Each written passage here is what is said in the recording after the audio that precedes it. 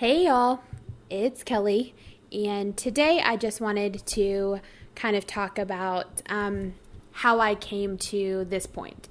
So I want to start at the beginning. When I say start at the beginning, we're going to start like 9 years ago when I got pregnant with my son.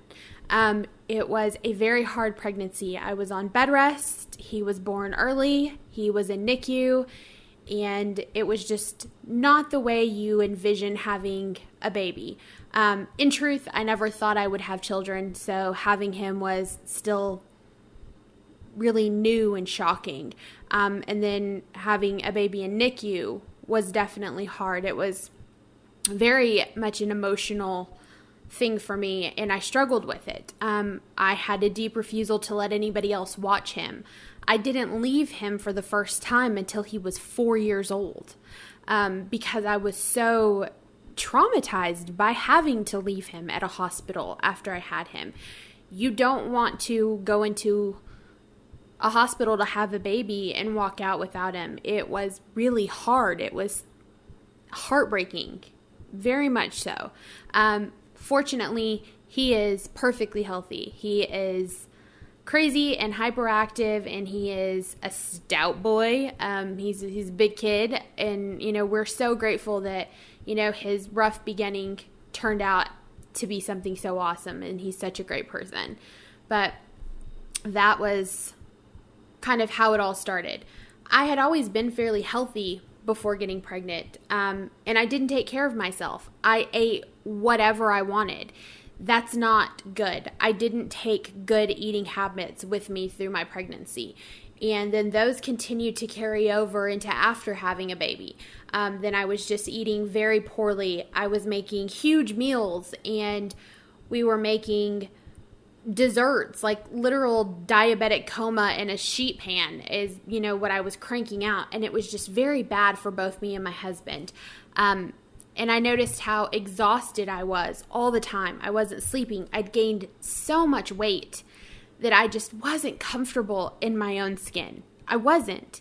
I always exude a lot of confidence, but inside I was not who I was supposed to be. I knew I needed to do something different. I was just so depressed and defeated being so big. I went to the doctor and had like a full workup, and my thyroid was just completely out of whack. It's why my hair was falling out then.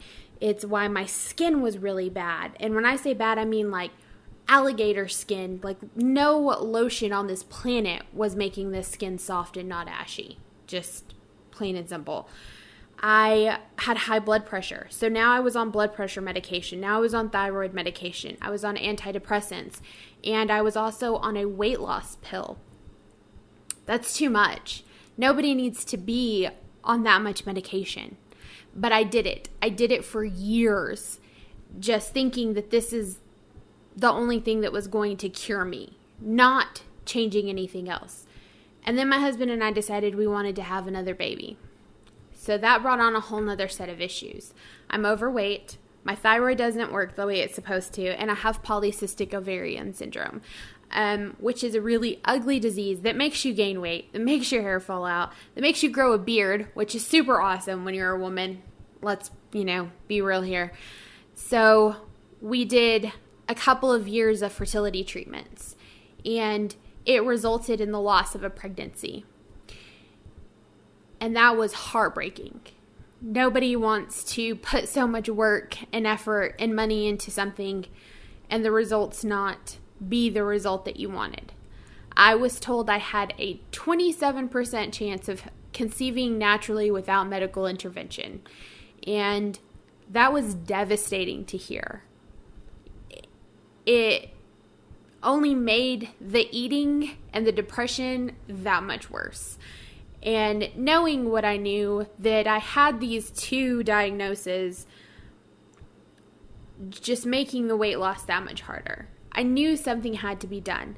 I had always toyed with the idea of having gastric surgery or bariatric surgery of some type, but I did never really take it seriously. And then one day I was just like, I have to, or I'm going to die. I was going to have a stroke. And I didn't want to die. I didn't want to leave my husband and my child. I didn't want to leave my sisters and my parents and my friends because I love them and I love living.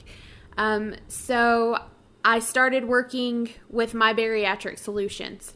If you are thinking about bariatric surgery, I highly suggest you look into them. They are phenomenal. They have an incredible staff. The surgeon that I used, her name was Dr. Islam, is amazing. And I'm so grateful she helped give me my life back. That whole staff did. I started working with a food therapist to find what my triggers were. I show love and emotion through eating. I am an emotional eater. And a lot of people are emotional eaters, but I overdo it.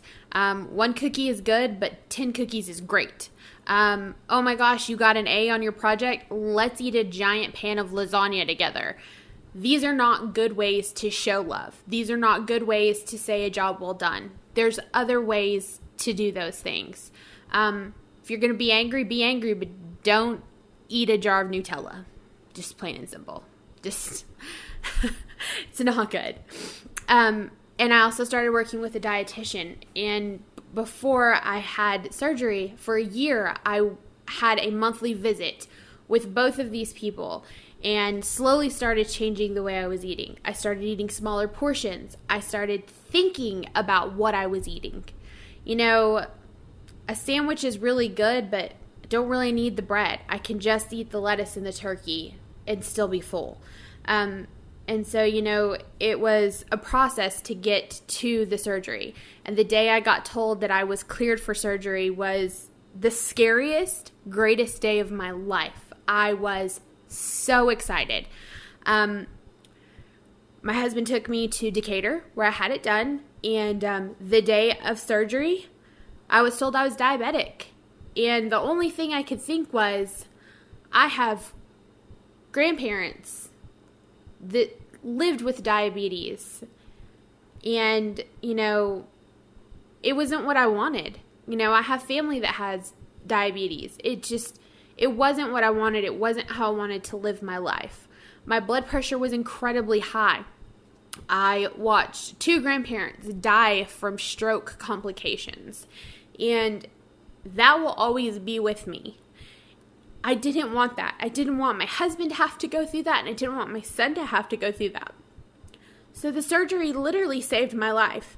So the day of surgery, I weighed 271 pounds. I was considered morbidly obese.